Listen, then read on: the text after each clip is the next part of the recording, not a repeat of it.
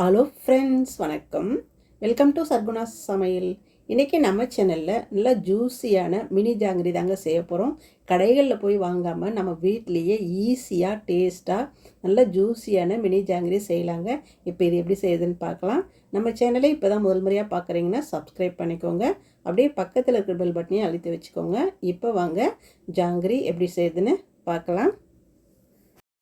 இதை பண்ணுறதுக்கு இந்த கப்பில் ஒரு கப் அளவுக்கு நான் உளுந்து எடுத்துருக்குறேங்க. நான் ஏற்கனவே இந்த உளுந்தை 2-3 முறை கழுவி இருத்துட்டு தண்ணி ஊற்றி ஒரு 1.5 மணி நேரமாக ஊற வச்சுருக்கிறேங்க. பருப்பு நல்லா ஊறிடுச்சு. இப்போ இந்த தண்ணியெல்லாம் வடிகட்டிட்டு எடுத்துகிட்டு வந்துடலாம். இப்போ பாருங்கள், தண்ணியெல்லாம் வடிகட்டிட்டு எடுத்துகிட்டு வந்தாச்சு. இதை அப்படியே மிக்ஸி ஜாருக்கு நம்ம மாற்றிக்கலாம். பருப்பு 1லேருந்து 1.5 மணி நேரம் ஊறினா போதுங்க. அதிக நேரம் ஊற வைக்கணும்னு அவசியம் இல்லை. இப்போ எல்லா பருப்பையும் சேர்த்துட்டு ஒரு 1/2 டம்ளர் தண்ணி ஊற்றிட்டு நல்லா வெண்ணெய் மாதிரி நல்லா அரைச்சி எடுத்துகிட்டு வந்துடலாம். தேவைப்பட்டால் கொஞ்சம் கொஞ்சமாக தண்ணி தெளித்து அரைச்சிக்கோங்க. பாருங்கள், இந்த மாதிரி எடுத்து போட்டால் அப்படியே பந்து மாதிரி விழணும். இந்த மாதிரி அரைச்சி எடுத்துக்கோங்க. இப்போ இந்த மாவை ஒரு மிக்சிங் பவுலுக்கு நம்ம மாற்றிக்கலாம். நல்லா கலக்கிற மாதிரி ஒரு பெரிய பவுல் மாதிரி எடுத்து வச்சுட்டு அதில் எல்லா மாவையும் சேர்த்துக்கங்க.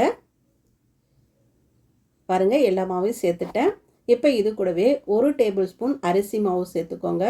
கூடவே 2 டேபிள் ஸ்பூன் கார்ன்ஃப்ளவர் மாவு சேர்த்துக்கங்க. 1 சிட்டிகை உப்பு சேர்த்துக்கங்க. 1 சிட்டிகை ஃபுட் கலரில் தண்ணி ஊற்றி கலக்கி வச்சுருக்கேன், அதை சேர்த்துக்கலாம். நான் ரெட் ஃபுட் கலர் சேர்த்துருக்குறேங்க. தண்ணியெல்லாம் ஊற்ற தேவையில்லை. விஸ்கு வச்சுட்டு அப்படியே நல்லா கலந்துக்கங்க. நீங்கள் கையில் கூட நல்லா கலந்துக்கலாங்க. விஸ்கு வச்சு கலக்கும்போது நல்லா கட்டி இல்லாமல் நல்லா கலந்து வந்துடும். பாருங்கள், இந்த மாதிரி நல்லா கலந்தாச்சு. பாருங்கள், மாவு பார்த்திங்கன்னா ரொம்ப லூஸாக இல்லாமல் இந்த அளவுக்கு கலந்து எடுத்திங்கன்னா ஜாங்கிரி பிழியறதுக்கு ரொம்ப நல்லா வருங்க. இப்போ ஜாங்கிரி பிழியறதுக்கு மாவு தயாராகிடுச்சு, அவ்வளோதான். இப்போ பாகு காய்ச்சிக்கலாம். இந்த மாதிரி ஒரு வானலில் 2 கப் அளவுக்கு சர்க்கரை சேர்த்துக்கங்க.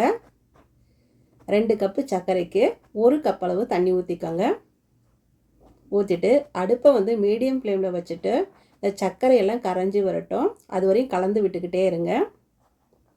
பாருங்கள், சர்க்கரையெல்லாம் கலந்துட்டு பிசு பதம் வந்தால் போதுங்க. கம்பி பாகு பதம்லாம் தேவையில்லை. நல்லா பிச்சுன்னு ஒட்டுற மாதிரி இந்த மாதிரி வந்தால் போதும். அடுப்பு அணைச்சிடுங்க.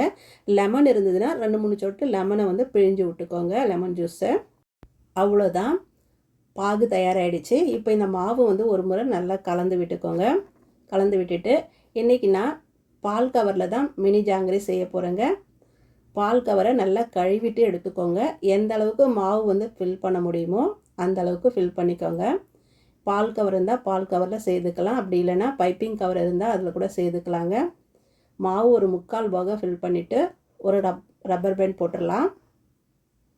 நல்லா டைட்டாக போட்டுருங்க. அவ்வளோதான். நுனியில் சின்னதாக ஒரு சிசர் வச்சு கட் பண்ணிக்கோங்க. அவ்வளோதான். இப்போ ஜாங்கிரி பிழிய ஆரம்பிச்சிடலாம். நான் பக்கத்துலேயே எண்ணெய் சூடு பண்ணி வச்சுருக்கிறேன்.